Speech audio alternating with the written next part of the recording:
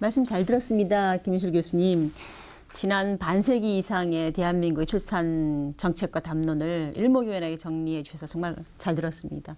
특히 여성들을 언제는 애를 낳지 말라고 그랬다가 또 언제는 낳으라고 하는 이 대목 아주 인상적이십니다.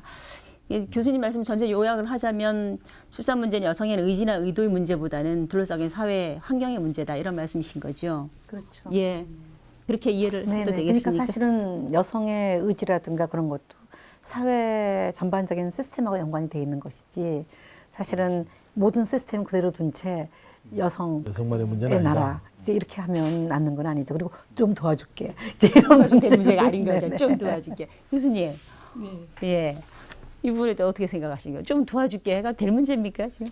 아니 그러니까 결과적으로 아까 김 교수님 말씀하신 대로 이제 그렇게 여성 혼자의 책임으로 이제 몰아가는 사회 분위기가 고쳐지지 않으니까 결과적으로 봤을 때는 여성들이 이제 출산을 기피하고 보이콧하는 그런 상황으로 지금 이제 온 것이죠. 이제 그래서 어떻게 보면 이제 그동안 어떤 정부 위주의 정책이 해왔지만 그것이 그러니까 개인을 고려하지 않은 개인의 행복을 생각하지 않는 그거는 이제 좀 지양이 되고 다시 처음부터 시작해서 이제부터 제대로 된 출산율 제고 정책을 하자는 그런 취지로 이해를 하면 좋을 것 같습니다. 그 강의 내용 중에 보니까 실제 그때 이제 한 60년대, 70년대, 80년대까지 실제 생활에서 두 분 교수님들은 또 직접 이런 것들을 좀 경험하고 또 뭐 이해하고 이랬던 뭐 그런 거 좀 있으실 것 같은데 실생활에서 일어난 일들을 예를 좀 들어줄 수 있어요? 저는 이제 또 이 80년대 초기에 이 가족계획 사업에 대한 연구를 좀 했었어요. 이제 대학원생 때였는데 그때 사실은 집에 가서 자녀가 몇 명입니까? 그러면 아이고 나는 국가에 죄를 졌어. 난 야만인이야.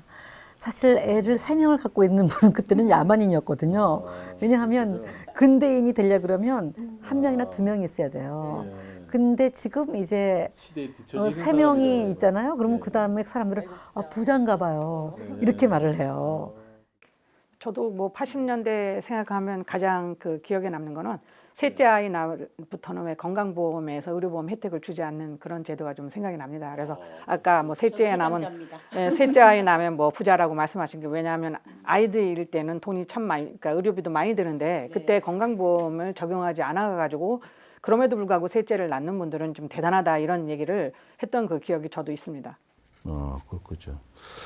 그 가족계획 사업을 이제 본격적으로 추진했던 배경이 당시에 이제 지금 생각해 보니까 제가 보니까 우리가 60년대는 이제 빈곤 탈출이 가장 큰 거였잖아요. 또 어떤 면에서는 이제 그 전통적으로 우리가 가정에 있던 여성의 노동력을 산업화 사회 근대화되면서 공장으로 도시로 이렇게 노동력을 필요로 하기 때문에 빨리 그런 어떤 가정으로부터의 어떤 독립 내지는 해방 이런 측면에서 이제 또 산하 제한이 있지 않았을까.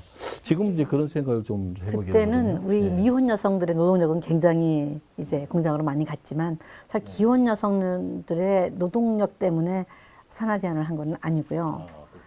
사실 기혼 여성들에게는 인구 통제라고 하는 그 차원에서 적용이 됐고 사실 미혼 여성들 공장 지역에 사실은 굉장히 많은 피임 문제가 있었습니다. 그런데 피임이 지급이 안 됐어요. 왜냐하면 결혼하지 않은 여성들에게는 이제 이 가족계 어떤 그 기술들이 제공이 되지 않았기 때문에 굉장히 많은 이제 낙태 문제, 그 다음에 이제 뭐 여성들이 건강을 그냥 해치는 그런 일들이 되게 많았죠. 사실은 가족계획 사업이 여성들의 건강 혹은 여성들의 출산 조절이 아니었고 인구 조절이에요. 우리가 1983년이죠. 2.1을 달성한 게. 그러니까 인구 현상 유지가 합계 출산율 2.1명이라고 하는데 83년에는 최소한 중단을 해야 되는데 96년까지 공식 중단이 지연이 됐단 말입니다. 너무 늦은 거 아닙니까? 이게 지금?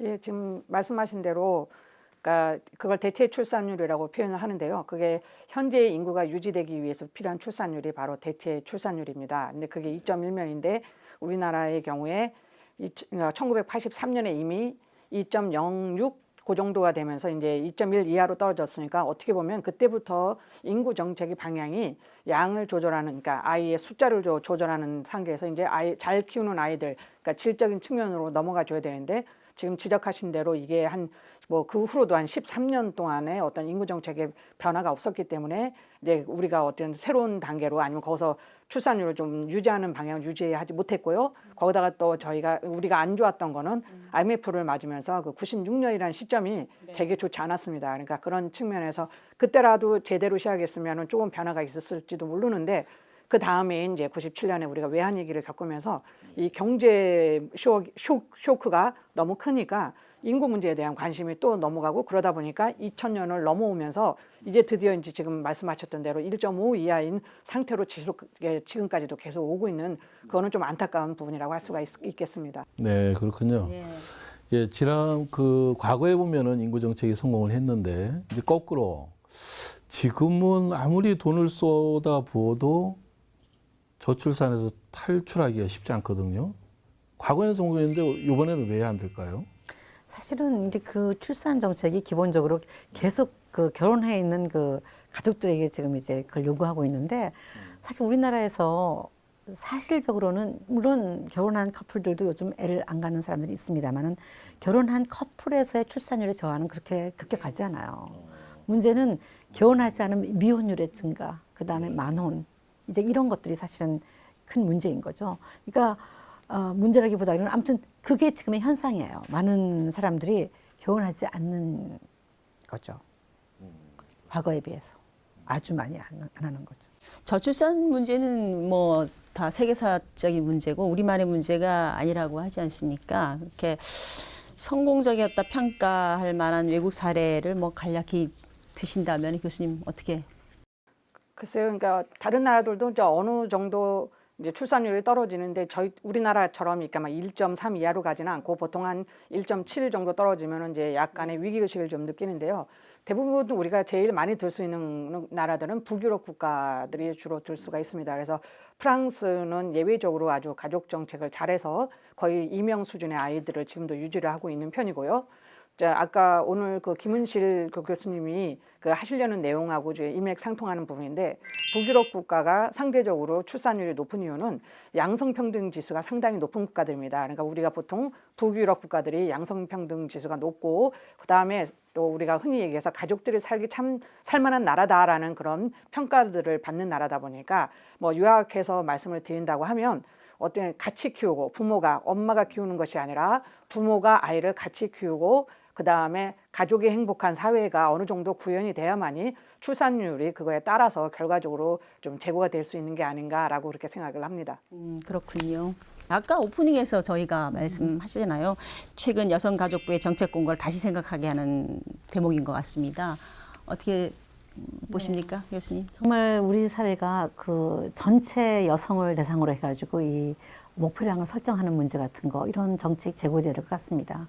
그리고 여성들이 굉장히 다양한 방식으로 사실 지금 약간 이렇게 구분이 돼 있지 않습니까? 그래서 사실은 결혼한 여성, 미혼의 여성, 이주 여성 뭐 이런 각각의 여성들한테 관심을 기울이면서 그들한테 필요한 어떤 것들이 무엇인가, 그들이 아이를 낳고 엄마가 되는데 어떠한 도움이 필요한가를 조금 세부적으로 들여다보는 그러한 그 눈들이 필요하다고 생각합니다.